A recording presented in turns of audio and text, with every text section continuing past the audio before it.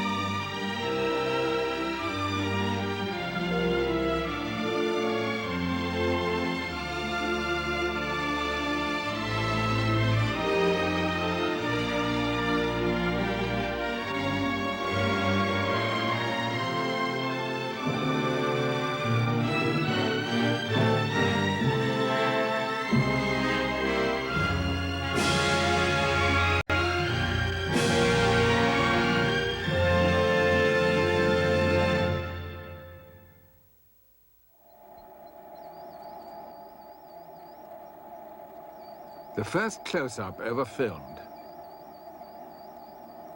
Fred Ott's Sneeze, 1894. Filmed here in the first studio especially built for moving pictures by Thomas Edison. Edison claimed to have invented the motion picture. His cameraman photographed anything that moved. They went to Pennsylvania and filmed the Black Diamond Express. Edison always copyrighted the result. The film had sprocket holes to hold it steady in the camera. He copyrighted those, too. Rivals were forced to invent other ways of moving their pictures. The American Mutoscope and Biograph Company succeeded in building a camera which evaded Edison's patents. So the Biograph camera perforated its own film as it was making the scene. And if you ever heard a racket in your life, you can imagine what this was. And dirt all over the place and everything else. As it was cranked, the camera punched holes in the film, throwing out the waste like confetti. Cumbersome as it was, this camera was to play a major part in the development of cinematography, for it was with it that the team of Griffith and Bitzer made their first short films.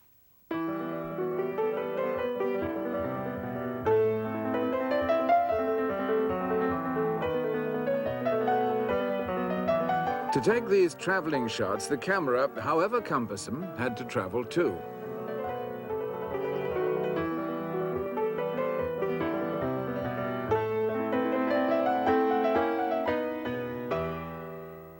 The early cameras were marvels of optical engineering. The new models were smaller and easier to handle. The wooden Pathé came from France. The Bell & Howell of 1912 became the standard American studio camera. The Oakley's gyroscopic gears made it ideal for action. The Mitchell of 1920 was so sophisticated that it's still in use. Motors were unreliable. Cameramen cranked by hand. To sustain a constant speed took practice. Each had to work out his own technique. I used to try to do it with a watch. Second-hand watch and do like this. That didn't work so well.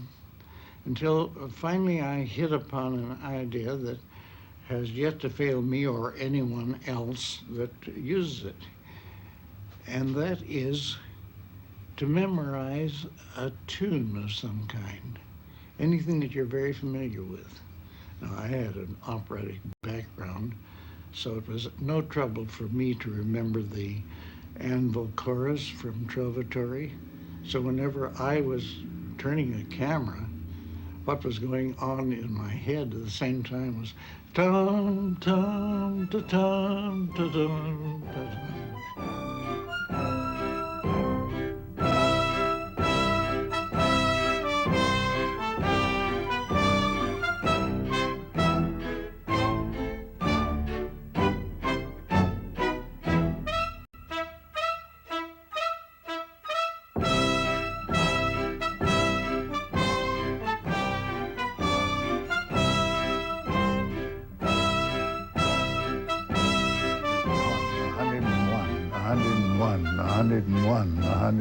101. Normal. That's a normal crank speed. That gives you a foot a second. Now, if you want to speed up the action, of course, you slow it down and make it slower. And if you want to slow the action down, you make it faster.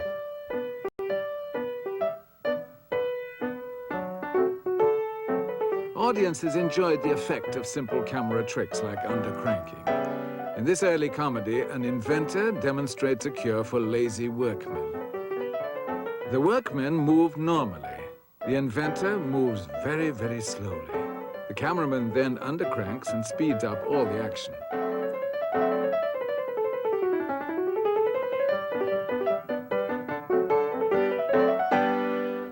In the Nickelodeon era, the speed would vary from theater to theater. For most, projectors were also cranked by hand. Grant Whiteock made friends with his local projectionist. Well, I used to go up and visit him, and in those days they ran mostly westerns and outdoor pictures, and he'd say, run the machine while I run out and get a beer. As a boy, I thought it was great fun to go up there, and while no one was around, I could control the speed, and this was great fun for about 5 minutes. This was control of the thing. It was power.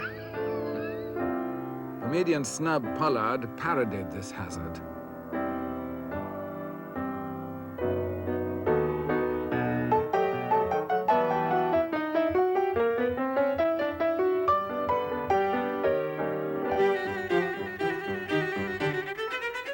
Undercranking the camera to speed up the action was useful in dramatic pictures, too. Before the days of back projection, rolling shots like these had to be filmed from camera platforms built on the front of the car.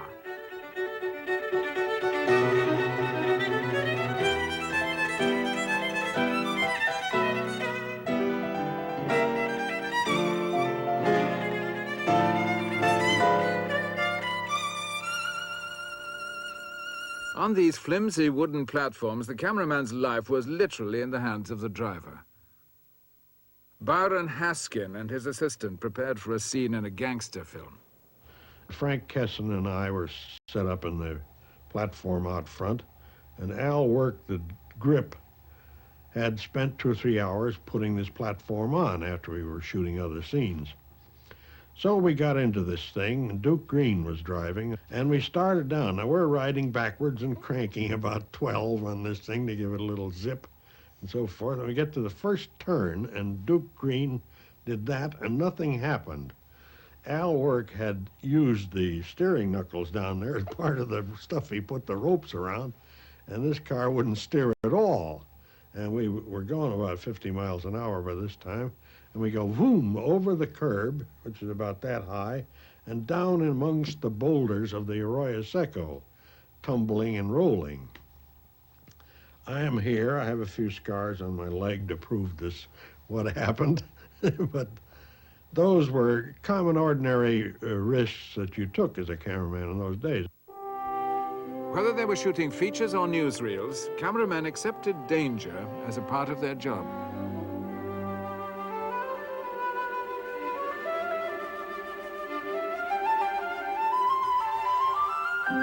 Insurance companies charged them a higher premium than any other technician.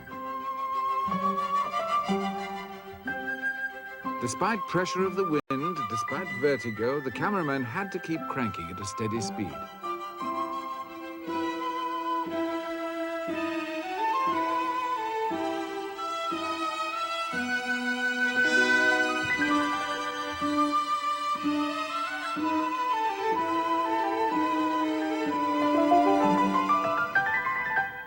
Audiences who gasped at dangerous stunts never gave the cameraman a thought. But he had to work out a way of shooting them.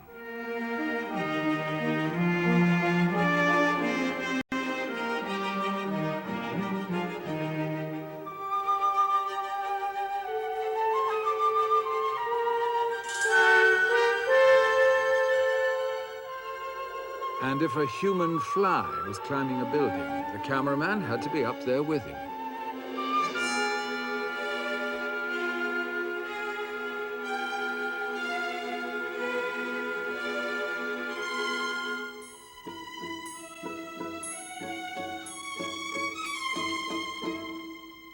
One film went so far as to celebrate the courage of its cameraman with a special dedication. The whaling sequences were shot from open boats, and cameraman Alexander Penrod and Paul Allen shared the danger with the harpoon crew.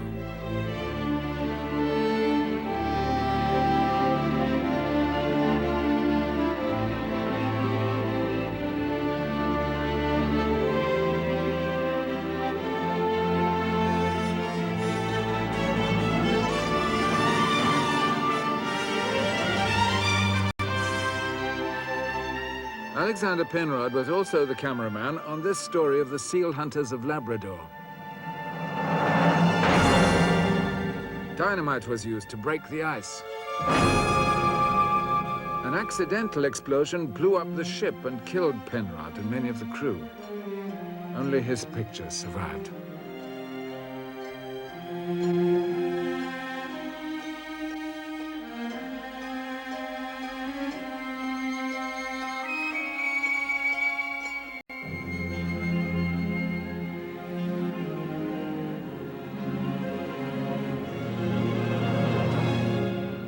D.W. Griffith took his company on location in the depths of winter and filmed in the teeth of a storm. The cameraman was Billy Bitzer, the star, Lillian Gish.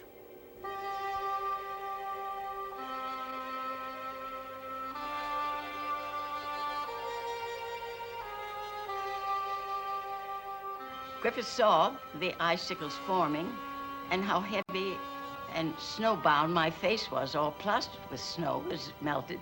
He wanted Billy to put it on film, and he yelled to get that face, and Billy said, "I will if the oil in the camera hasn't frozen."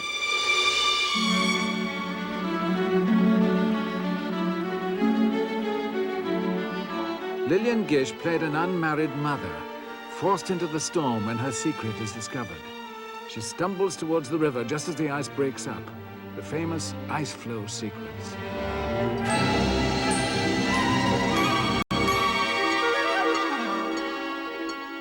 With Lillian Gish enduring intense cold on the White River was her co-star Richard Barthelmess. The cameraman had to get it right first time.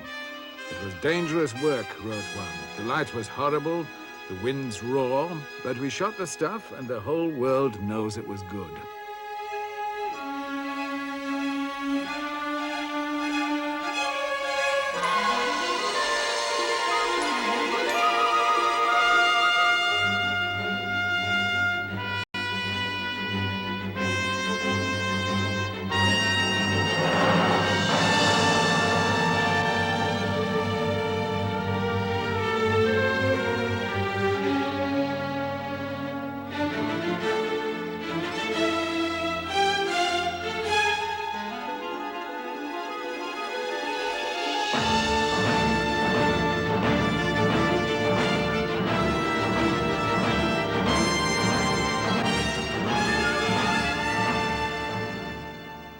We had no exposure meters, and we had to do it by eye and experience.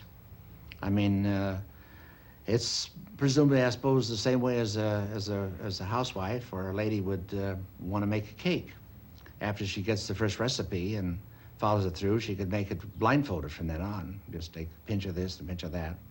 And it's just second nature.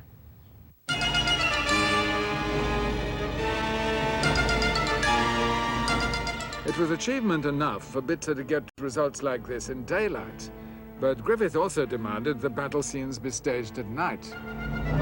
Bitzer crawled all over the Babylonian set and placed these 3-minute flares in such a position that they would not blind the camera. It was a hot afternoon. It was bright as could be. I had no, how could he know? Well, the answer is he couldn't. He had to deduce. Darkness fell. And we said, light them up, and the little lights came on of these fuses from place to place. Then another little flare of light, that was the lighting part of these fuses.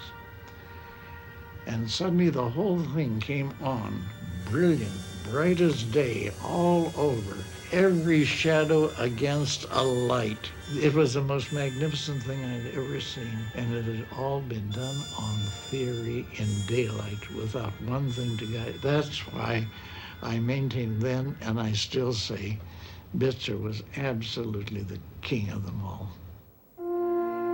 G.W. Billy Bitzer was a pioneer. He came into the business at the beginning. He had the good fortune to work with D.W. Griffith. Bitzer was the technician who put Griffith's ideas onto celluloid.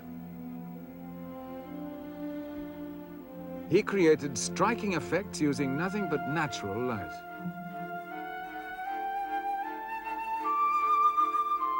Griffith used to complain that he couldn't see eyes, and everything in film, I think, to this day, depends upon eyes. They tell the story better than the words. And one day they were having lunch, and someone didn't bring an old red tablecloth, they brought a white one. And as the sun moved through the lunch above them, it reflected light up into the faces, and Griffith called to Billy Bitzer, said, Billy, come over here. Look at this, look at their eyes, look at their faces. And he said, why, yes, that's a reflected light. And that was the beginning of the use of reflectors. Tablecloths and sheets continued to be used until reflectors became a standard item of equipment. Well, a cameraman always says, look, it's getting a little dark. I mean, this is, I'm losing my light and so forth. But in the early days, we always said to the camera, and that's the light that Griffith waited for.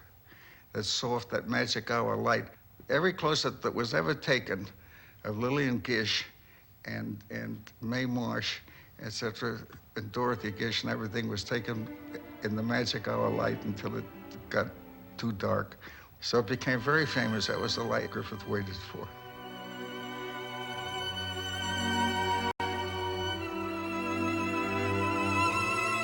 For this effect, with Lillian Gish and Henry Walthall, Bitzer used a mirror to reflect the sun's last rays.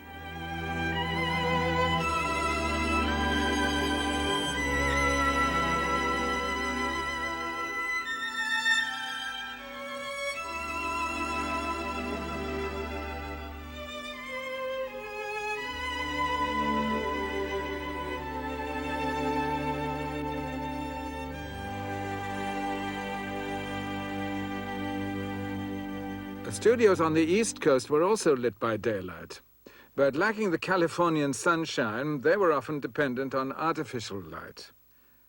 Floodlights were rigged over the sets.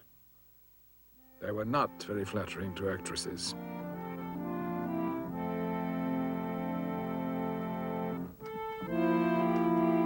The first lighting in the Edison studio were just top lights.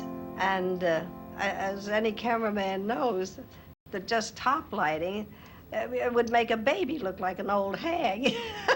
Really and truly, just bring out all the worst part of you. One or two adventurous cameramen copied the lighting they saw on the stage.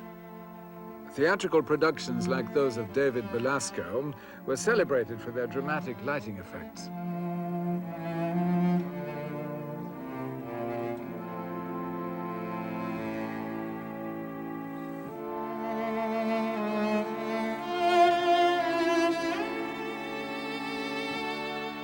When Belasco's stage designer Wilfred Buckland was brought to Hollywood to work with Cecil DeMille, he insisted on artificial lighting. He and cameraman Alvin Wyckoff could create a complete set with lighting alone.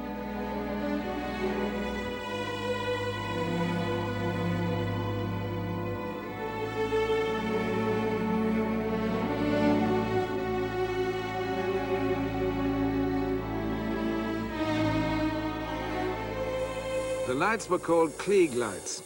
They improved the look of films at a price. Klieg eyes. Klieg eyes are things that happen to people when they look, say, into the sunlight. With staring into the sunlight, you get a burn. And the ultraviolet light from this great amount of light burned all the people because it was unprotected.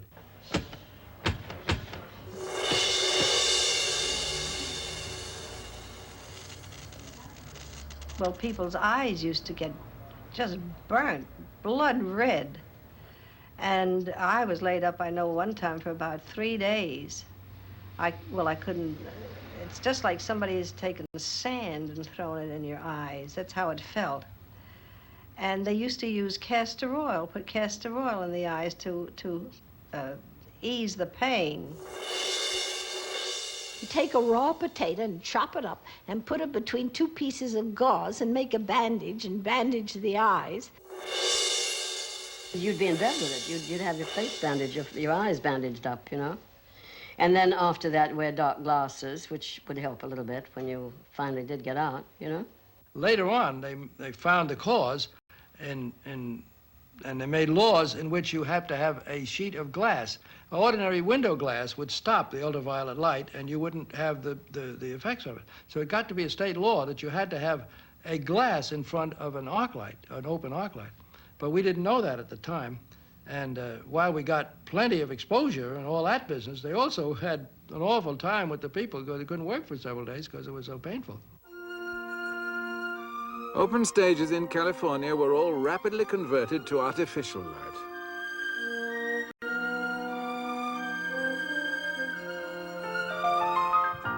But exhibitors made it plain they didn't want fancy lighting. All they were interested in were pictures that looked bright and clear on their screens. We called it furniture lighting. And so then you'd bust a 90-amp spot over the top of your magazines to bring the star out of this mishmash, and that was your accomplishment. A completely revolutionary concept came on with Seitz' Four Horsemen of the Apocalypse.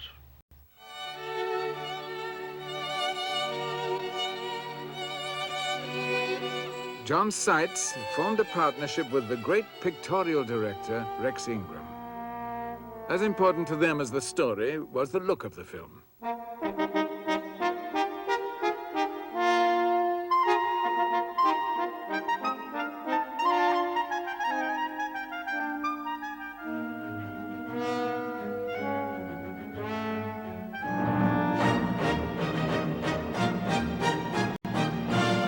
Seitz lit the walls. He got his definition from all the planes of the set. He would have deep shadows on one side, light up the wall behind. In fact, he was a sort of a student of Rembrandt.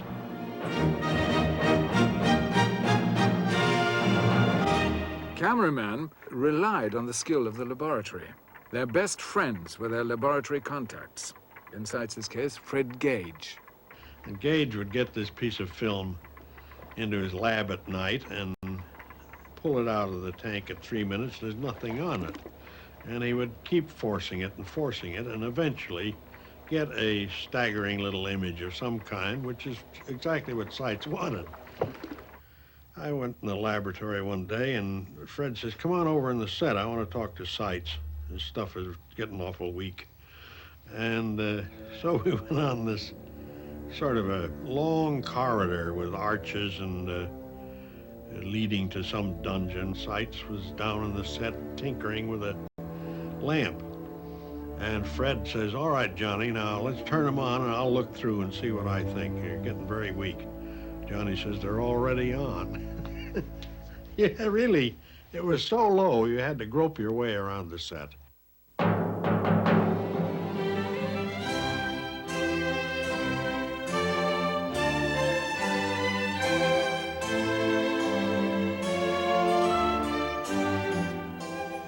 Sights also used low-key lighting in Ingram's Scaramouche, as effectively in the close-ups as in the long shots.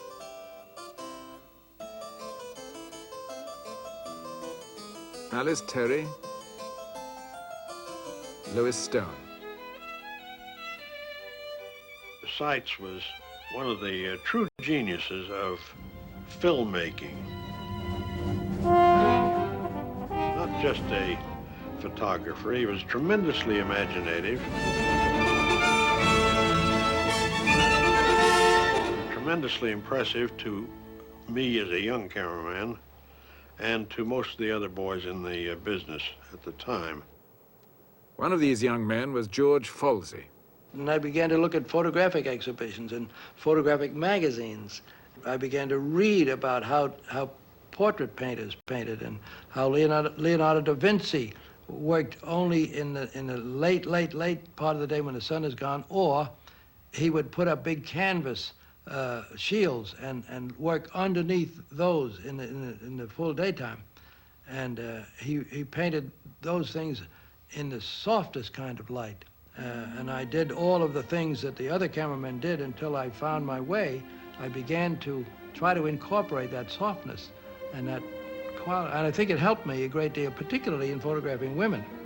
That softness was achieved by placing a fine gauze in front of the lens.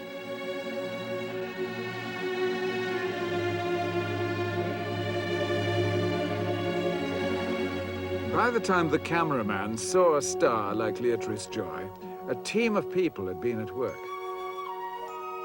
Makeup artists, manicurists, hairdressers, costume designers, dressmakers. But the ultimate responsibility for the way the star appeared on the screen rested with the cameraman.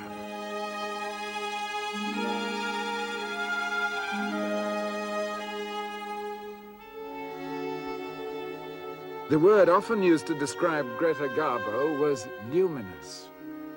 A tribute to Garbo, it was also a tribute to the cameraman who photographed practically all her films, William Daniels.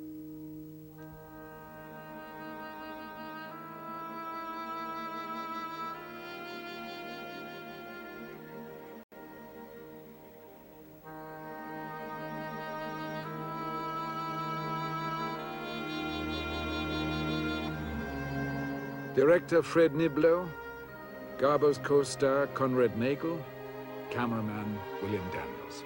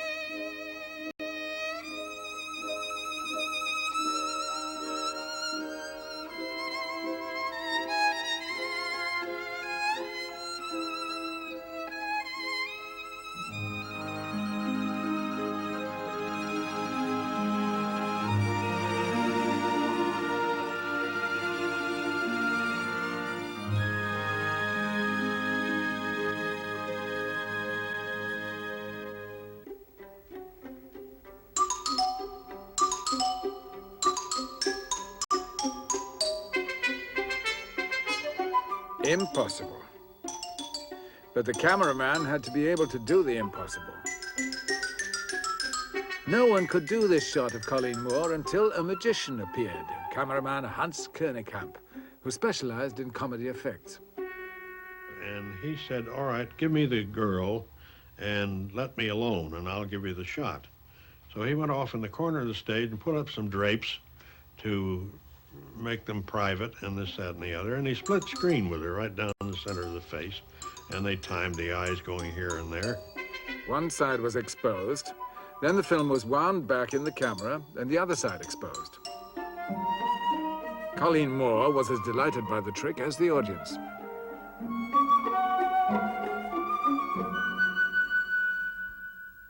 Mary Pickford's favorite cinematographer was Charles Rocher. He had to cope with another kind of split-screen shot.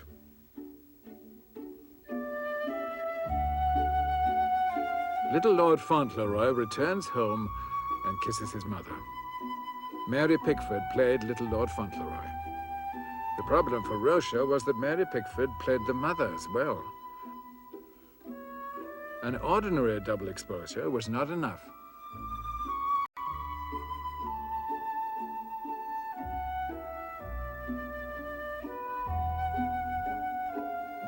It seems simple, yet no one had done it before. The problem was for Mary Pickford to move behind her own image.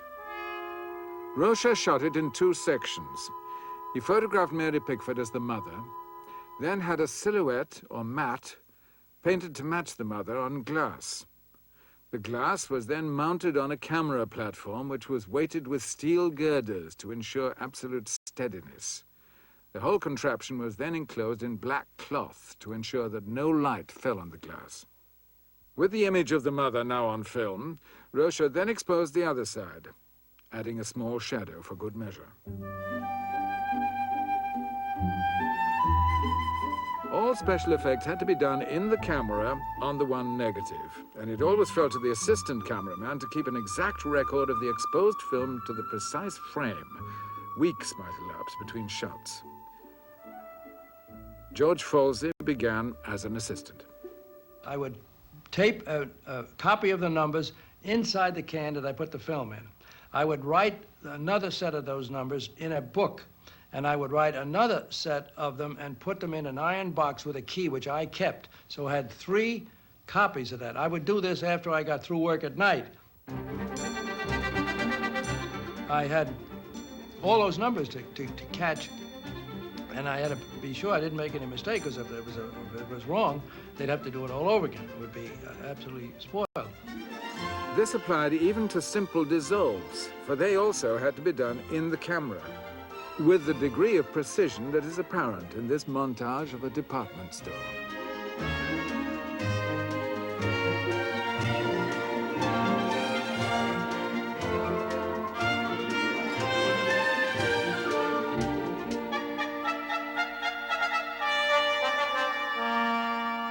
It always amazes me now to think that the trust that they put in the 17, 19-year-old kids' hands. At the beginning, trick photography was just a game. Because the Battle of Santiago Bay had occurred without benefit of camera in 1898, it was later faked by a couple of pioneers, J. Stuart Blackton and Albert E. Smith, the heads of the Vitagraph Corporation. Here, in the 1930s, they show how they did it.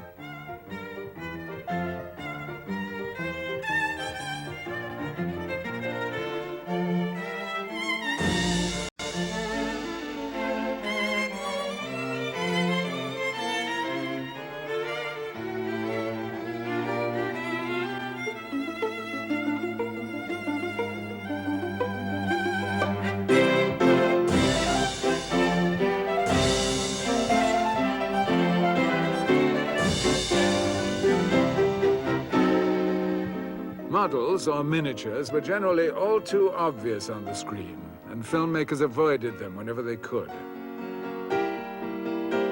Louis Selznick used miniatures for this catastrophe.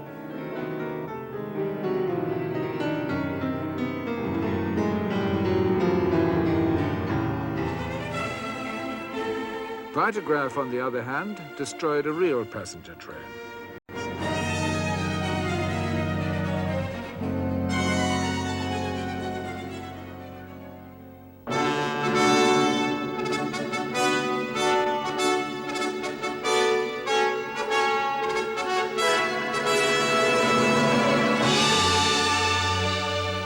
ideal was a subtle combination of full-size sets and special effect. For Robin Hood, starring Douglas Fairbanks, a castle was constructed, the largest set yet built. Fairbanks had feared it was too large. Later, he changed his mind. The castle had to be larger still. The solution was a glass shot. Taller towers, loftier battlements were painted on a plate of glass.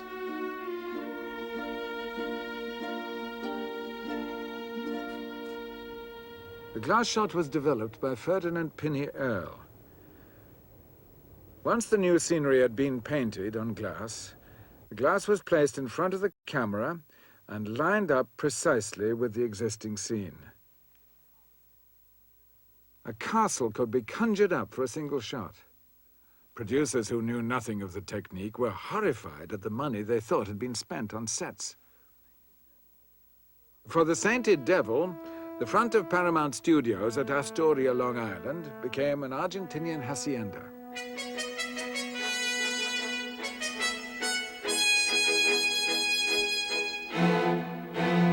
With a plate of painted glass, the cameraman could invent a Mexican landscape, recreate a Spanish city, a Hungarian town,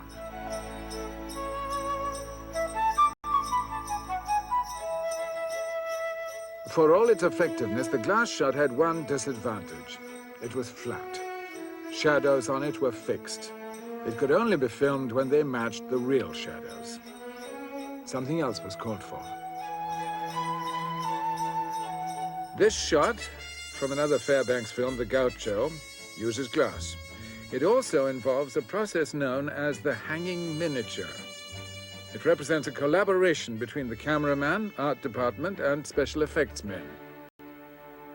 Because the hanging miniature, like this castle, was three-dimensional, it could be used in changing light conditions, when the shadows on the model would match those on the set, built several hundred feet away. And with a glass shot for the sky, the illusion is complete. The most spectacular use of the hanging miniature occurred when Universal made The Hunchback of Notre Dame with Lon Chaney.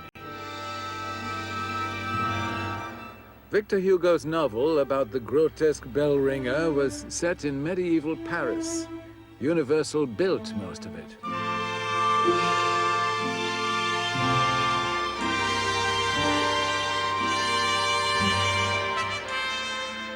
It was a terrific piece of construction those days. Not only the cathedral, but the whole square around it, which was called the Parvis de Notre Dame.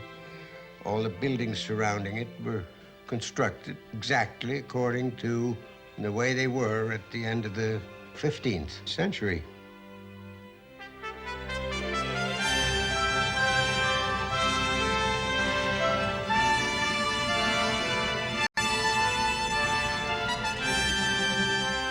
Universal also claimed they had built the Cathedral of Notre Dame in its entirety, a job that took the original builders 82 years.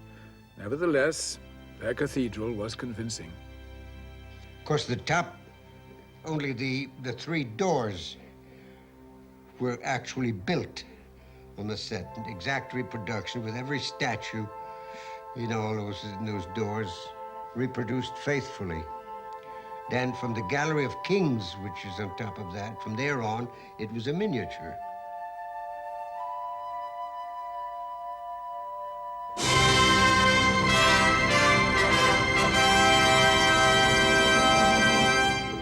For the most expensive picture of the entire silent era, the Goldwyn Company went on location to Italy.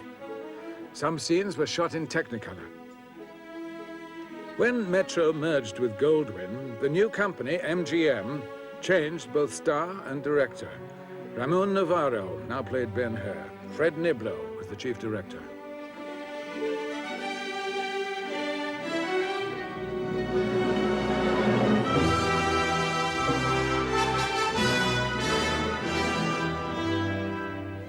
MGM realized the success of the new company depended on Ben-Hur. They therefore invested in it every resource Hollywood money could buy. Yet they still needed something startling to help make the film a hit.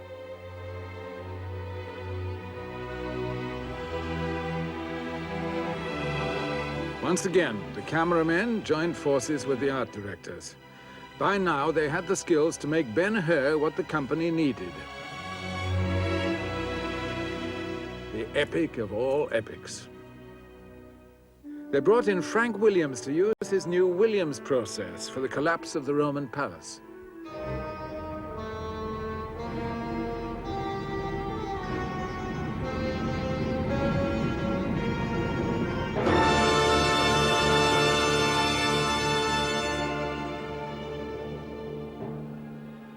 They built full-size galleys in Italian shipyards.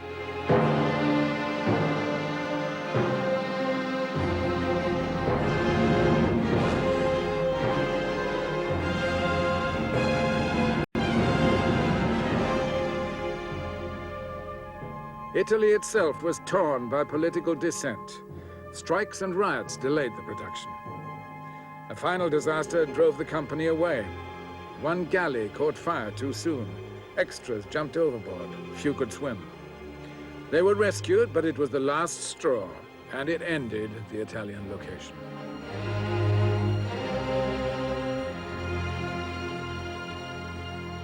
Louis B. Mayer, the head of the studio, ordered director Fred Niblo to bring the entire production back to Culver City, where new sets were built, supervised by art directors Cedric Gibbons, Horace Jackson, and Arnold Gillespie.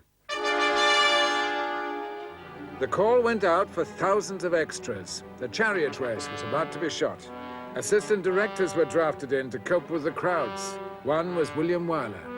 Each assistant was put in charge of a section and given a number of signals. The communication was through signals, which meant you had to have your section get up and chair, or sit down, or whatever the direction was.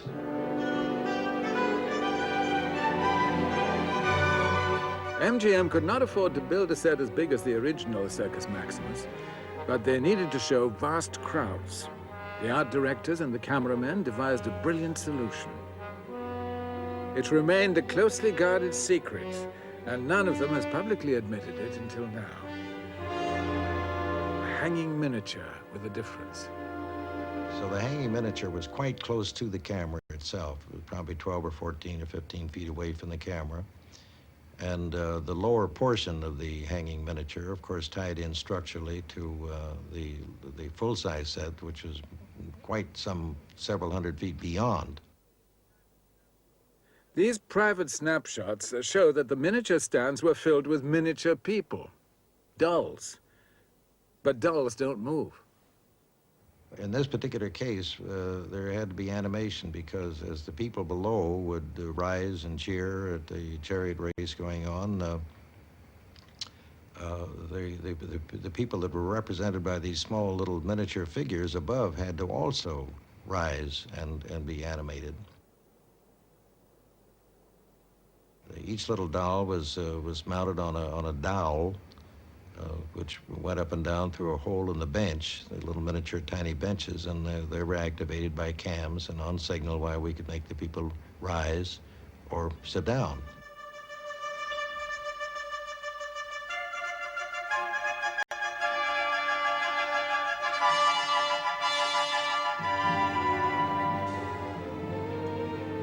It was even possible for cameras to pan over the hanging miniatures, adding to the illusion that the entire set was real.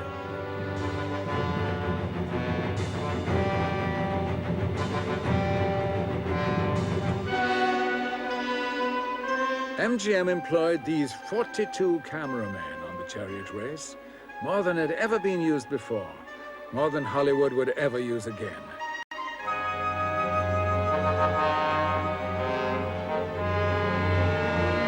Second unit director Reeves Eason was in charge of the race. He planned weeks of close-ups, but for the first great day, he deployed his cameramen all over the stadium, cameras on towers like oil derricks, cameras concealed inside the statues. cameras hidden behind soldiers' shields.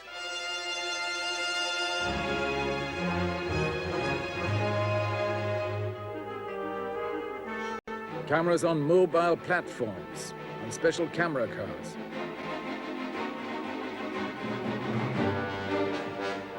Ben-Hur, Ramon Navarro. Masala, France's ex-bushman, in a race to the death.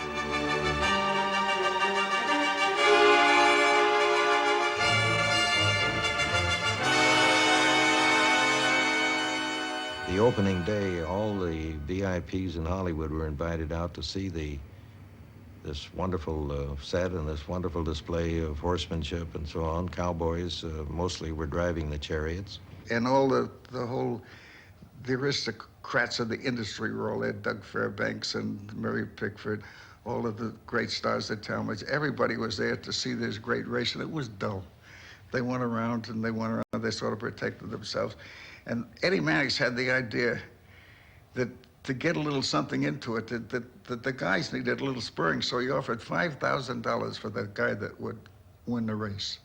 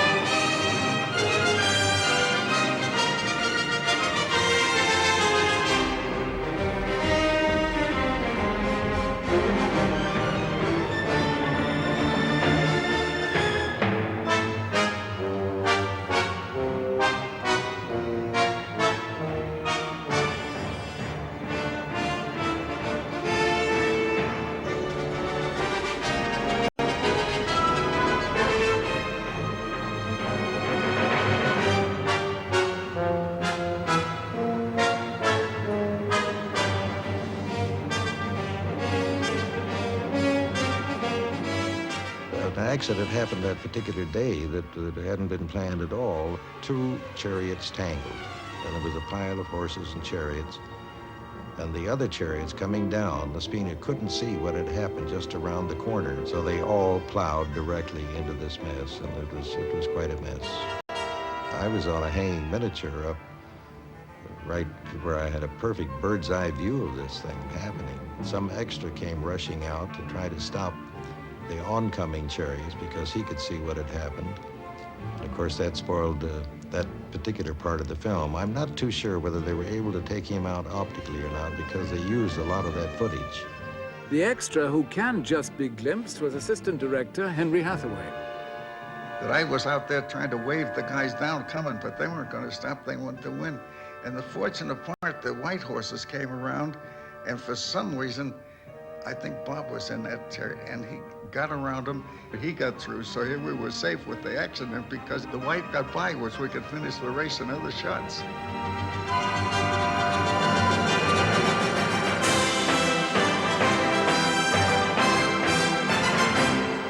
The chariot race was one of those scenes that made Hollywood synonymous with excitement. A triumph for the technicians, a triumph for the cameramen.